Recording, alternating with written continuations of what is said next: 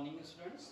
बेटा आज हम पाचन तंत्र का नेक्स्ट टॉपिक डिस्कस करेंगे, नेक्स्ट लेक्चर डिस्कस करेंगे। इससे पिछले लेक्चर में हमने क्या किया था, आरनाल की औत की डिस्कस की थी, आरनाल की औत की डिस्कस की थी। उससे पहले हमने क्या क्या डिस्कस किया, मुख, मुगवा और ग्रसनी, फेरिंग्स हमने डिस्कस कर लिया था। ठीक है, आज हम नए पार्ट्स को डिस्कस करेंगे। ईसोफेगस, क्या ईसोफेगस, जब हमने फेरिंग्स बताई थी तो हमने बताया था फेरिंग्स क्या होता है, दो भागों में बटी होती है, नासाग्रसनी और मुखग्रसनी।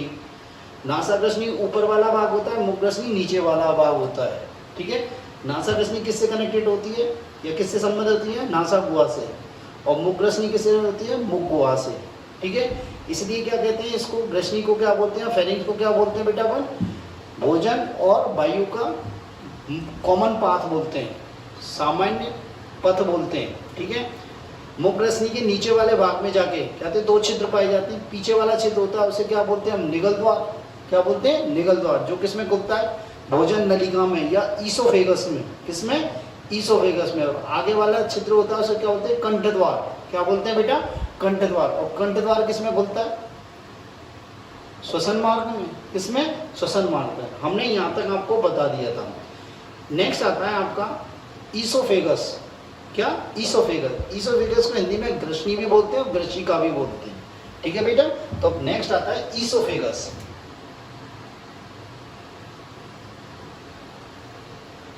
इसको बोलते हैं बेटा ग्रसनी या ग्रशिका। देखो बेटा, ये ग्रसनी या ग्रशिका, ईसोफेगस, अपन इंग्लिश वर्ड यूज करेंगे ईसोफेगस। ये ईसोफेगस होती क्या है, ये कहते हैं नलिका के समान संरचना होती है, नलिका के समान पेशीय संरचना होती है। ये बोलेंगे ज्यादा बेटर है, पेशीय संरचना होती है। ठीक है, ये कितनी सेंटीमीटर लंबी होती है, 25 सेंटीमीटर लंबी होती है। कैसी होती है बेटा, 25 सेंटीमीटर लंबी होती है। ये क्या होती है, बक्ष गुहा से होती हुई, क्या, बक्ष गुहा से होती हुई डायफ्राम को पार करती है, और डायफ्राम को पार करने के बाद एक जे आकृति के ऑर्गन में खुलती है।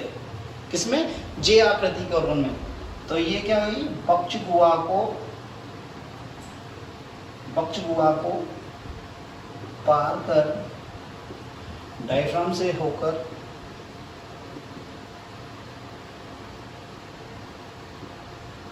किसमें खुलती है, जे आकृति के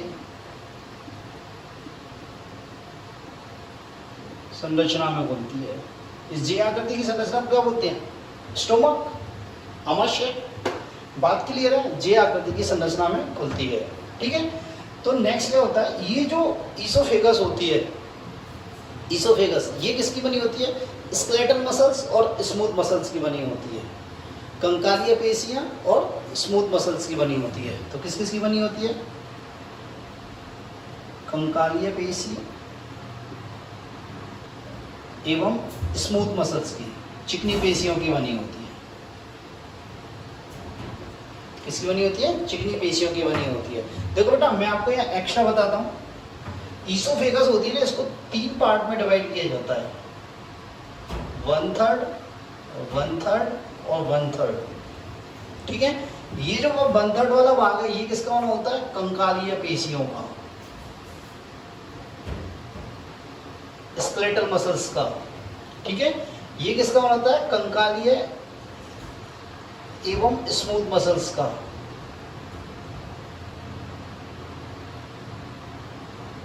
चिकनी पेशियों का। और ये किसका बना होता है, सिर्फ स्मूथ मसल्स का। किसका बेटा, स्मूथ मसल्स का। ठीक है, नेक्स्ट हमने इसमें कुछ इसकी हिस्टोलॉजी देखी तो कुछ एक्स्ट्रा पॉइंट्स बताए थे। क्या बताए थे, कुछ एक्स्ट्रा पॉइंट्स बताए थे। तो देखो क्या क्या बताया था हमने, कि ईसोफेगस की जो सिरोसा होती है, ईसोफेगस की जो सिरोसा होती है वो क्या होती है, विसरल पेरिटोनियम की नहीं बनी होती, वो किसकी बनी होती है, एरियोलर कनेक्टिव टिश्यू की या वाइट फाइब्रस कनेक्टिव टिश्यू की। तो किसकी बनी होती है वो, एरियोलर कनेक्टिव टिश्यू की या वाइट फाइब्रस कनेक्टिव टिश्यू की बनी होती है। वैसे क्या बोलते हैं, ट्यूनिका एडवेंसिया।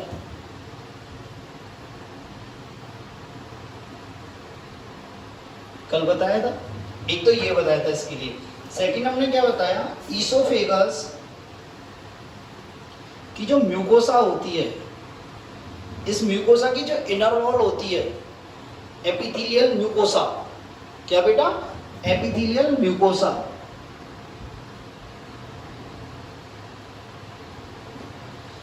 क्या बेटा, एपिथेलियल म्यूकोसा, वो किसकी बनी होती है, non keratinized stratified squamous epithelium की। किसकी बनी होती है, non keratinized stratified squamous epithelium की, non keratinized stratified squamous epithelium की। ठीक है, बाकी और पूरी आहारनाल में किसकी बनी होती है, ये कॉलमनार म्यूकोसल एपिथेलियम की। किसकी बनी होती है, कॉलमनार म्यूकोसल एपिथेलियम की। मेरी बात यहाँ तक क्लियर, ठीक है बेटा। तो ये दो इसमें स्पेसिफिक पॉइंट है ईसोफेगस में, ठीक है ना। दूसरी बात और क्या, ईसोफेगस में जो बिलाई होती है वो क्या होती है, कम विकसित होती है। बिलाई क्या होती है, कम विकसित होती है, ठीक है। नेक्स्ट आता है हमारा, इसके बाद ईसोफेगस के बाद हमारा आता है स्टोमक। क्या आता है, स्टोमक, ठीक है। तो एक बार दोबारा सुन लो, ईसोफेगस से ग्रसनीय ग्रसिका, ये क्या होती है, नलिका के समान पेशीय संरचना होती है। इसकी लंबाई कितनी होती है, 25 सेंटीमीटर लंबाई होती है। ये क्या होती है, बकचुआ से होती हुई डायफ्राम को पार करके, बकचुआ से होती हुई डायफ्राम को पार करके जे आकृति की संरचना में घुलती है, जिसे क्या बोलते हैं, आमाशय, ठीक है। ये किसकी बनी होती है, कंकालीय पेशियां और स्मूथ मसल्स की, चिकनी पेशियों की बनी होती है। किसकी, चिकनी पेशियों की।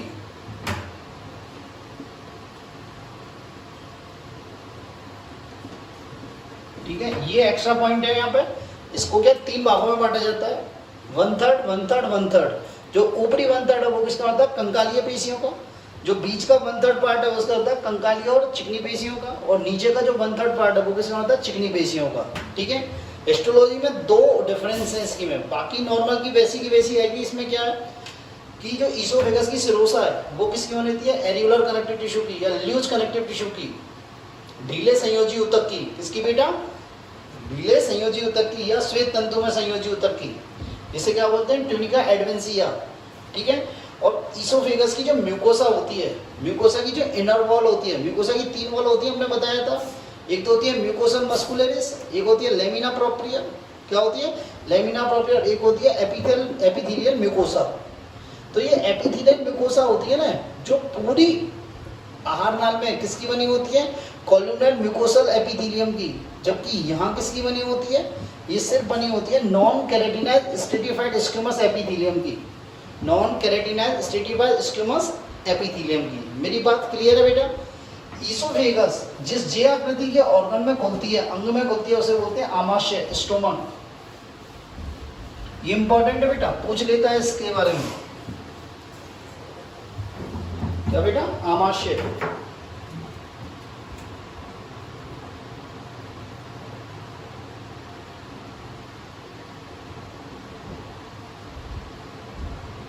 देखो बेटा, आमाशय कैसा है, बैग लाइक स्ट्रक्चर है, पाउच लाइक। कैसा है, बैग लाइक स्ट्रक्चर है, बैग लाइक संरचना है, ठीक है। कैसा, पेशीय अंग है। कैसा बेटा, पेशीय अंग है। और ये आहार नाल का सबसे चौड़ा भाग है।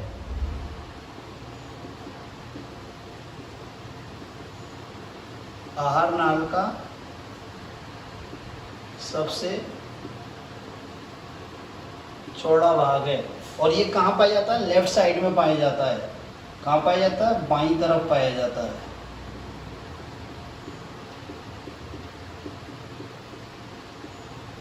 कैसा होता है, बैग लाइक स्ट्रक्चर है ये। कैसी है बेटा, बैग लाइक स्ट्रक्चर है ये, ठीक है। बात क्लियर है। दूसरा, आहार नाल का सबसे चौड़ा भाग है और कहाँ पाया जाता है, बाईं ओर पाया जाता है। कैसा होता है, बाईं ओर, ठीक है। पेशीय अंग है, बैग मींस थैलेनोमा, थैलेनोमा। और जब ये खाली होता है तो ये कैसा होता है, जे आकृति का। जब ये खाली होता है, बात समझ में आई, ठीक है। तो ये इस प्रकार का होता है। देखो बेटा, ये ईसोफेगस है, ये ईसोफेगस इस प्रकार जे आकृति की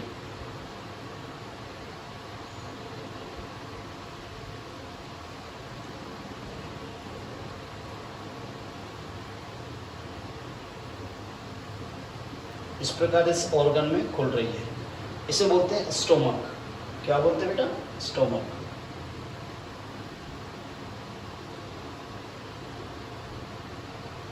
ठीक है, मेरी बात समझ में आई है नहीं आई? ये क्या है आपका? स्टोमक है। ठीक है, अब ये स्टोमक जो होता है ना, इसके 4 पार्ट होते हैं। क्या होते हैं बेटा? 4 पार्ट। आपकी बुक में 3 पार्ट दे रखे हैं। इसको बोलते हैं कार्डियक,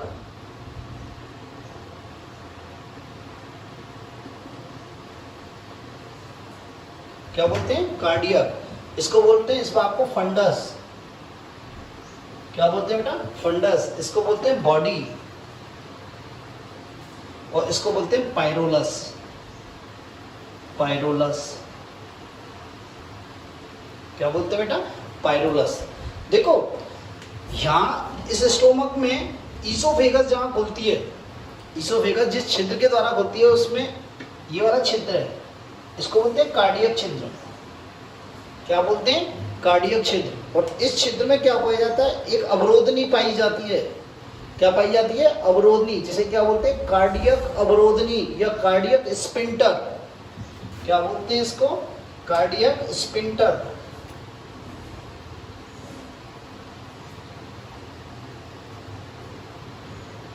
क्या बोलते हैं बेटा? Cardiac sphincter. एक मिनट,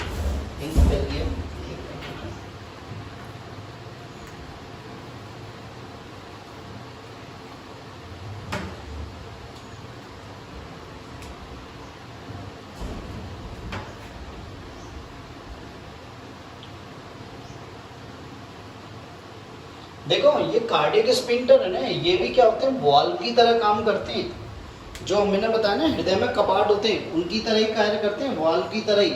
पर क्या होता है, वाल्व से क्या होता है? वाल्व में बैक फ्लो नहीं होता। ठीक है, स्पिंटर में भी बैक फ्लो नहीं होता।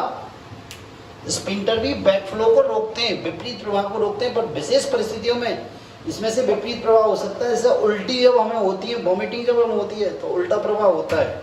ठीक है, इसी प्रकार जो पायरोलस है वो क्या करता है? स्मॉल इंटेस्टाइन में, छोटी आंत में। और छोटी आंत के किस भाग में खुलता है? डेड्यूनम में। किसमें? डेड्यूनम में। तो वहां भी क्या पाया जाता है? छिद्र पाया जाता है। वहां भी क्या पाया जाता है? छिद्र पाया जाता है। इसे बोलते हैं पायरोलिक छिद्र। क्या बोलते हैं? पायरोलिक छिद्र। और इस छिद्र पे भी क्या पाया जाता है? स्पिंटर पाया जाता है या अवरोधनी पाई जाती है। इसे कहते हैं पायरोलस स्पिंटर या पायरोलिक स्पिंटर।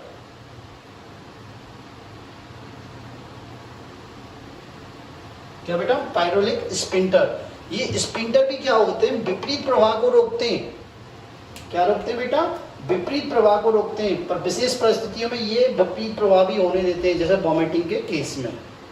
ठीक है, तो इसका मतलब क्या हुआ? ये स्टोमक से पदार्थ को स्मॉल इंटेस्टाइन में तो जाने देते हैं, पर स्मॉल इंटेस्टाइन से स्टोमक में नहीं आने देते नॉर्मल कंडीशन में।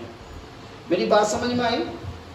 ठीक है, तो देखें ये कार्डियक, ये जो इसका बॉडी और फंडस वाला भाग है, बॉडी और फंडस वाला भाग, ये आपकी बुक में एक ही दे रखा है, बॉडी वाला भाग।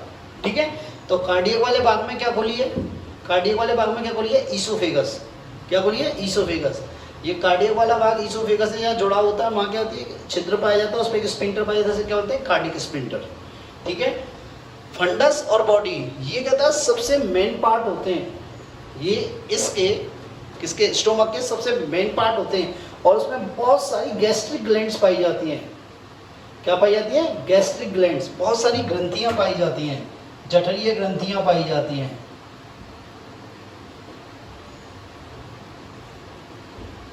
ठीक है, जठरीय ग्रंथियों की बहुत सारी जठर ग्रंथियां होती हैं। ठीक है, वो होती हैं जो किसका स्राव करती है? जठर रस का। ठीक है, पायरोलस या पायरोलिक भाग निचला वाला भाग होता है, जो एक छिद्र के द्वारा किसमें खुलता है? स्मॉल इंटेस्टाइन के डेड्यूनम में। और यहाँ पे भी एक स्पिंटर पाया जाता है, क्या होते हैं? पायरोलिक स्पिंटर। मेरी बात क्लियर है? नेक्स्ट देखो हमने जब आपको बताया था, मैंने बताया था जो सिरोसा होती है, स्टोमक की सिरोसा होती है, उसे क्या बोलते हैं? ओमेंटम। क्या बोलते हैं बेटा? ओमेंटम। इस स्टोमक की जो सिरोसा होती है,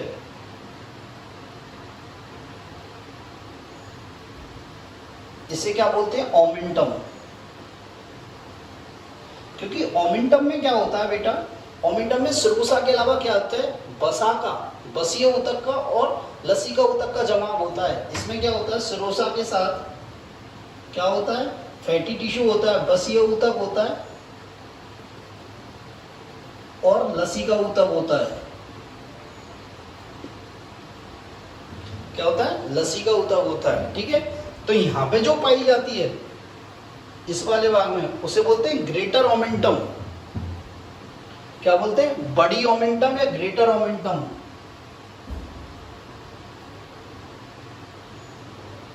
और जो यहां पाई जाती है उसे बोलते हैं लेजर ओमेंटम, छोटी ओमेंटम।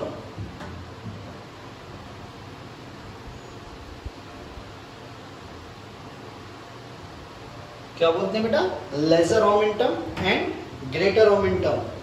मेरी बात यहां तक क्लियर है? ठीक है, नेक्स्ट आते हैं।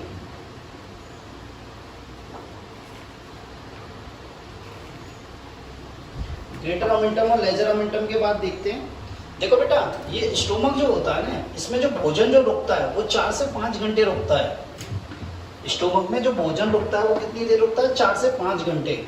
ठीक है, और होता है क्या है, इस जो स्टोमक होता है इसकी जो पेशियां होती हैं, इसकी जो मस्कुलर लेयर है वो 3 पेशीय तंतु, 3 प्रकार के पेशीय तंतुओं की बनी होती है। ठीक है, कौन कौन से की, लॉन्गिट्यूडाइनल मतलब लंबवत, गोल और त्रियक पेशीय तंतुओं की। तो इसकी पेशियां क्या हो गई, मोटी हो गई। इसकी पेशियां क्या हो गई, मोटी हो गई। जब पेशियां मोटी होती है तो इसमें क्या होता है, क्रमाकुंचन बहुत अधिक होता है। क्या होता है इसमें, क्रमाकुंचन बहुत अधिक होता है। कल का लेक्चर जब याद करोगे तो मैंने बोला था पेशीय स्तर सबसे मोटा कहाँ पाया जाता है, आमाशय में। कहाँ पाया जाता है, आमाशय में। और आमाशय का पेशीय स्तर कितने प्रकार की पेशी तंतु का होता है, 3 पेशी तंतुओं की। कौन कौन सी, लॉन्गिट्यूडाइनल, सर्कुलर और ऑब्लिक, मतलब लंबवत, गोल और त्रियक। ठीक है, जब इसमें क्रमाकुंचन अधिक होता है तो क्या होता है कि भोजन और गैस्ट्रिक जो जूस है, जठरीय रस और भोजन का मिक्स हो जाते हैं अच्छे से। क्या हो जाते हैं, मिक्स हो जाते हैं। और मिक्स होने के बाद जो संरचना बनती है उसे क्या बोलते हैं, कायम। क्या बोलते हैं, कायम। ठीक है, मेरी बात समझ में आई? तो देखें, आमाशय में भोजन कितनी देर रुकता है, भोजन रुकता है 4 से 5 घंटे।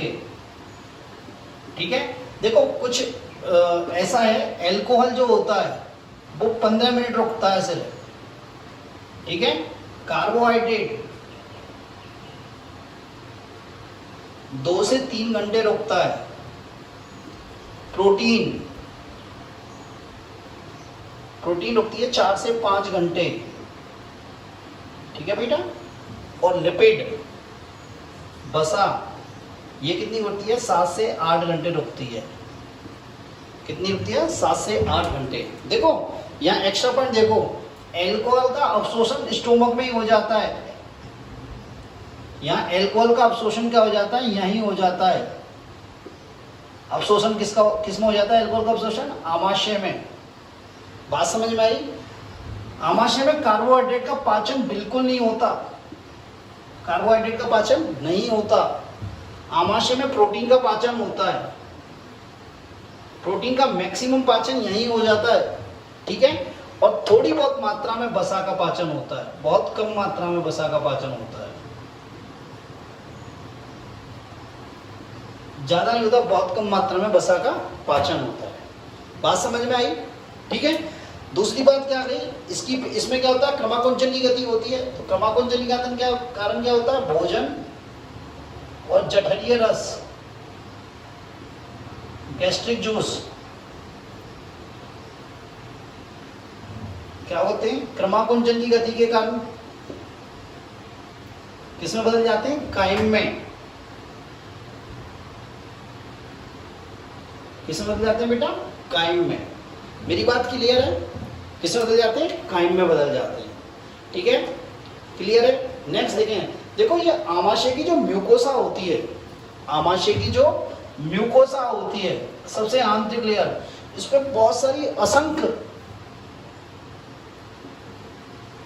ग्रंथियां पाई जाती हैं, जिन्हें क्या बोलते हैं, जठरीय ग्रंथियां, गैस्ट्रिक ग्लैंड्स।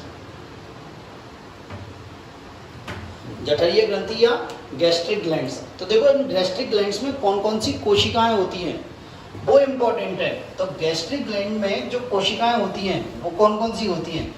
मुख्यतः 4 प्रकार की कोशिकाएं होती हैं। जो ये गैस्ट्रिक ग्लैंड की जो ग्रंथियों की जो कोशिकाएं होती हैं, गैस्ट्रिक ग्लैंड्स की जो कोशिकाएं होती हैं वो मेनली 4 प्रकार की होती हैं। देखो कौन कौन सी होती है। एक तो होती है पेप्टिक सेल, इसे क्या बोलते हैं? चीफ सेल, मुख्य सेल भी बोलते हैं, मुख्य कोशिका। और ये कौन सी हो गई?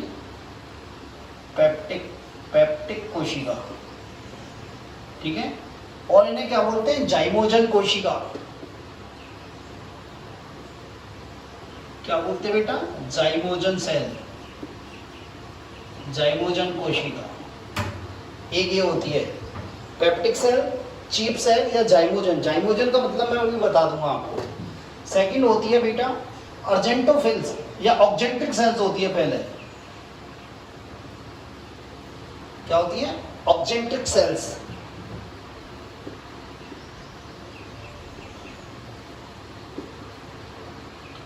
ऑक्जेंट्रिक कोशिका। नेक्स्ट होती है म्यूकस नेक सेल।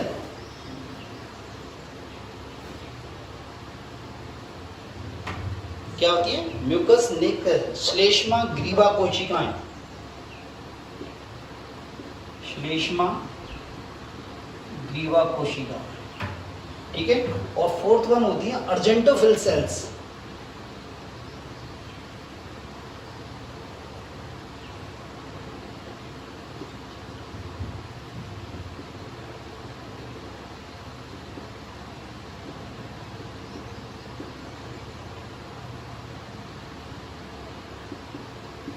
क्या होती है बेटा? अर्जेंटोफिल सेल्स या अर्जेंटोफिल सेल्स। मेरी बात क्लियर है? तो देखो बेटा होता क्या है, पेप्टिक सेल्स इनको चीफ सेल बोलते हैं, जाइमोजन सेल्स होते हैं। जाइमोजन वे होते हैं जो एंजाइम निकालते हैं, पर वो एंजाइम क्या होते हैं? निष्क्रिय फॉर्म होती है, निष्क्रिय अवस्था होती है। और ये पेप्टिक सेल से क्या होते हैं? 3 प्रकार के एंजाइम निकलते हैं। एक तो निकलता है पेप्सिनोजन, एक निकलता है प्रोरेनिन। क्या निकलता है? प्रोरेनिन। और एक निकलता है गैस्ट्रिक लाइपेज। क्या निकलता है? Gastric lipase. कौन कौन से निकलते हैं? पेप्सिनोजन। कौन से निकलता है बेटा? पेप्सिनोजन। दूसरा प्रोरेनिन। कौन सा? प्रोरेनिन। और तीसरा कौन सा निकलता है? Gastric lipase. कौन सा निकलता है बेटा? Gastric lipase. देखो ये पेप्सिनोजन है ना, मैं आगे बता दूंगा, ये क्या होता है? प्रोटीन के पाचन में हेल्प करता है। किसमें? प्रोटीन का पाचन करता है। प्रोरेनिन क्या होता है? बच्चों में पाया जाता है और ये दूध प्रोटीन का पाचन करता है।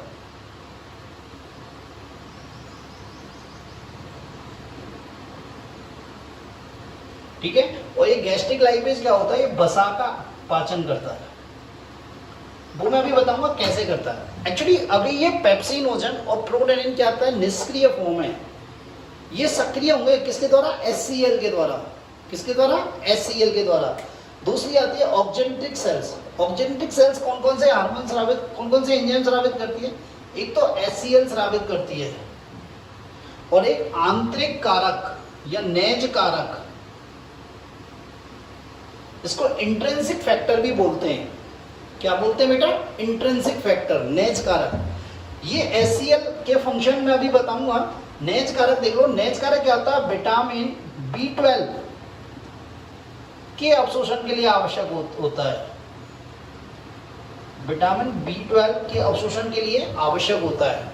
और हमने बताया था विटामिन B12 ब्लड फॉर्मेशन के लिए जरूरी है, रक्त निर्माण के लिए विटामिन B12, फॉलिक एसिड और आयरन बहुत जरूरी है। यदि इसकी कमी हो गई तो विटामिन B12 क्या नहीं होगी? अवशोषित नहीं होगी। विटामिन B12 क्या नहीं होगी? अवशोषित नहीं होगी। और अवशोषित नहीं होगी तो हमें क्या हो जाएगा? एनीमिया हो जाएगा। क्या हो जाएगा? एनीमिया। एनीमिया मीन्स ब्लड की कमी हो जाएगी। ठीक है। HCl के फंक्शन देखो, HCl क्या करता है?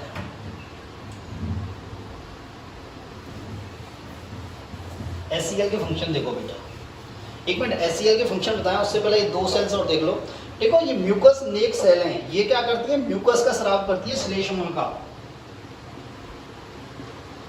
ये क्या करती है, श्लेष्मा का स्राव करती है। और ये श्लेष्मा किसका काम करता है, स्नेहक का काम करता है।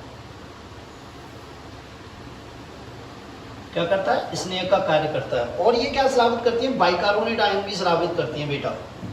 क्या करती है, बाइकार्बोनेट आयन। और ये बाइकार्बोनेट आयन क्या करता है बेटा, जो ये आंतरिक परत है, इस स्टोमक की जो आंतरिक परत है, इसको एसिड से बचाता है। इसको क्या करता है, एसिड से बचाता है। तो ये क्या करता है, आंतरिक स्तर को HCl से बचाता है। HCl को न्यूट्रलाइज कर देता है, इस बचाता है। ठीक है। अर्जेंटोफिल सेल्स होती हैं, ये 3 प्रकार की होती हैं बेटा। देखो एक तो होती है ECL, एक होती है D सेल्स और एक होती है G सेल्स। ठीक है। ये सेल्स जो होती हैं बेटा ना, ये एंडोक्राइन नेचर की होती हैं। क्या होती है, एंडोक्राइन नेचर की, अंतःस्रावी प्रकृति की होती हैं। और ये क्या निकालती हैं, हार्मोन निकालती हैं। क्या निकालती हैं, हार्मोन निकालती हैं। तो देखो जी जो निकालता है, ये निकालता है गैस्ट्रीन हार्मोन। कौन सा, गैस्ट्रीन हार्मोन। ठीक है। डी सेल जो निकालता है, वो निकालता है सोमेटोस्टेटिन।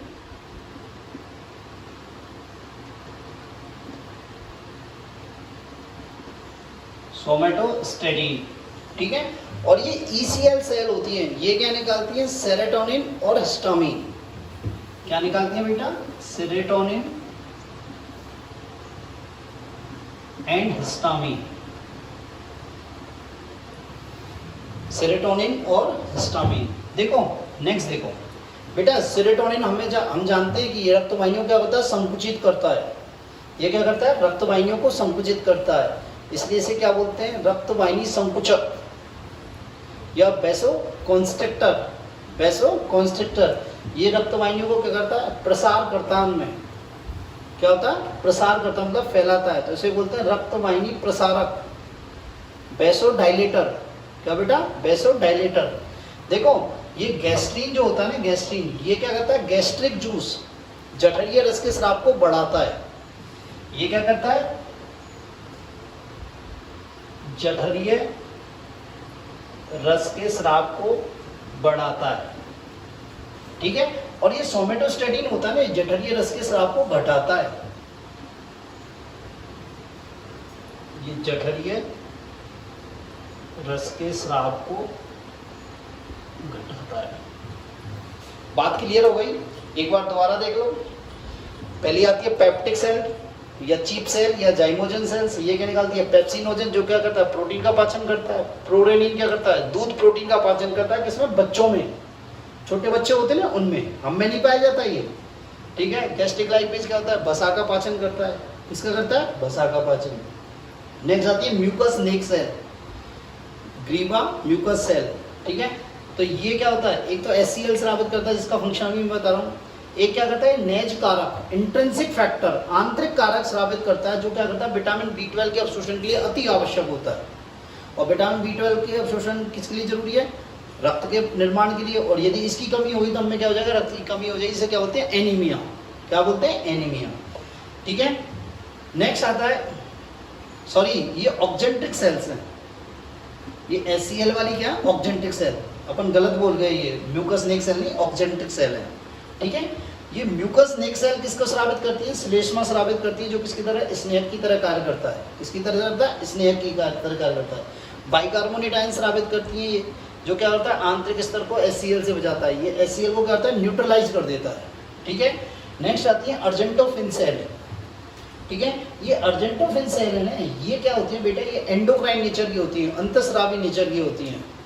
किसकी होती है, अंतःस्रावी नेचर की। ये हार्मोन स्रावित करती है। 3 प्रकार की होती हैं।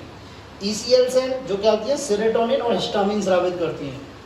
सेरोटोनिन रक्त वाहिनियों में संकुचन करता है और ये क्या करता है, रक्त वाहिनियों में प्रसार करता है।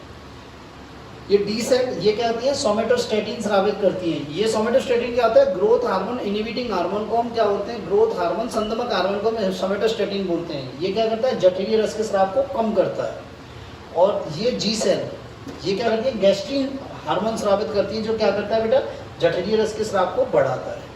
तो peptic cell, oxyntic cells, mucus neck cell and argentaffin cell. ठीक है, तो नेक्स्ट देखो आप HCl के फंक्शन, इंपॉर्टेंट है बेटा HCl का फंक्शन। देखो ना HCl का फंक्शन क्या करता है, एक तो ये क्या होता है जाइमोजन, क्या होता है बेटा HCl के कार्य, ये जाइमोजन होते हैं। जाइमोजन मीन्स जो निष्क्रिय एंजाइम होते हैं, निष्क्रिय एंजाइम, इनको क्या करता है सक्रिय करता है। निष्क्रिय एंजाइम को क्या करता है सक्रिय करता है। तो पहला कार्य है, तो देखो क्या करता है, पेप्सिनोजन है, क्या है पेप्सिनोजन, मैंने आपको बताया था किससे होता है, पेप्टिक सेल से स्रावित होता है। इसको HCl किसमें बदल देता है, पेप्सिन में। किसमें बेटा, पेप्सिन में। और ये पेप्सिन क्या करता है बेटा, ये पेप्सिन प्रोटीन का पाचन करता है। ये प्रोटीन को क्या करता है, छोटे अणुओं में तोड़ देता है। किसमें, पेप्टाइड में, पेप्टॉन्स में, ठीक है, और प्रोटियोजेज में। पेप्टाइड में तोड़ देता है, पेप्टॉन्स में तोड़ देता है और प्रोटीएज में तोड़ देता है।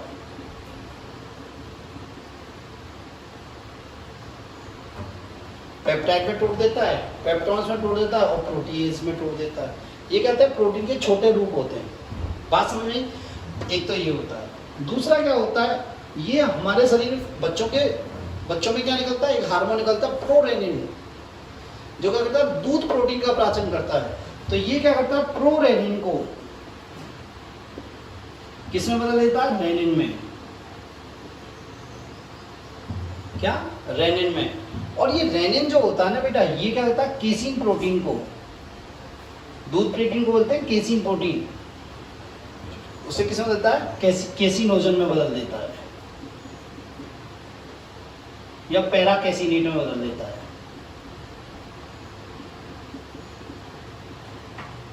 किसमें बदलता है, पैराकेसिनेट में बदल देता है। तो मेरी बात समझ में आई। तीसरा क्या करता है, देखो सेकंड क्या करता है, AP दूसरा का, ये क्या करता है, जो Fe+3 है उसको Fe+2 में चेंज करता है। देखो Fe+2 किसके लिए आवश्यक है, ब्लड फॉर्मेशन के लिए, रक्त के निर्माण के लिए। Fe+3 क्या होता है, ये अवशोषणशील होता है, इसको अवशोषित नहीं किया जाता, अवशोषणशील होता है, इसका अवशोषण नहीं होता। ठीक है, जबकि ये कैसा होता है, अवशोषणशील।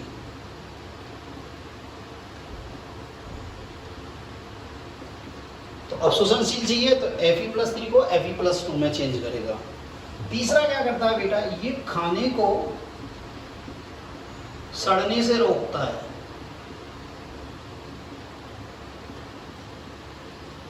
चौथा क्या कर रहा है, खाने के साथ यदि कोई बैक्टीरिया वायरस है उसको मारने का काम करता है। ठीक है, मतलब रोग कारक को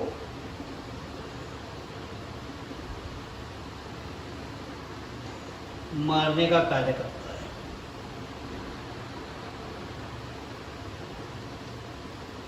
ठीक है, और फिफ्थ क्या करता है, जो जटिल, हमने कोई खाना खाया और जिसमें कोई जटिल पदार्थ है, जटिल सब्सटेंस है, उसको क्या होता है सॉफ्ट सब्सटेंस में, मतलब कठोर पदार्थों को कोमल पदार्थों में चेंज करता है। कठोर पदार्थों को कोमल पदार्थों में चेंज करता है।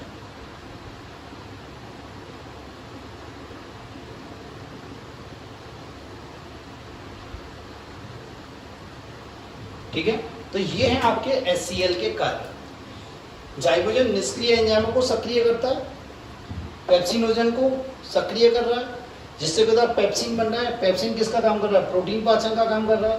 प्रोरेनिन HCl की उपस्थिति में किसने दिया, रेनिन में। ये रेनिन है ना बेटा, सिर्फ बच्चों में पाया जाता है और दूध प्रोटीन को डाइजेस्ट करता है, हम में नहीं पाया जाता। ये कहता है केसिन प्रोटीन को किसमें, कैसिनेट में या कैसिनोजन में या पैराकेसिनेट में चेंज कर देता है।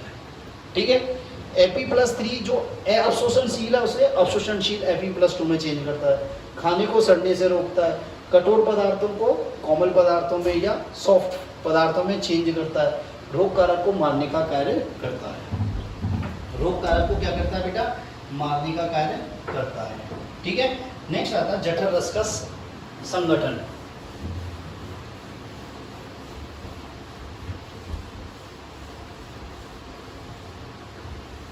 नेक्स्ट आता है जठर रस का संगठन। देखो बेटा, जठर रस में क्या होता है? जठर रस, गैस्ट्रिक जूस।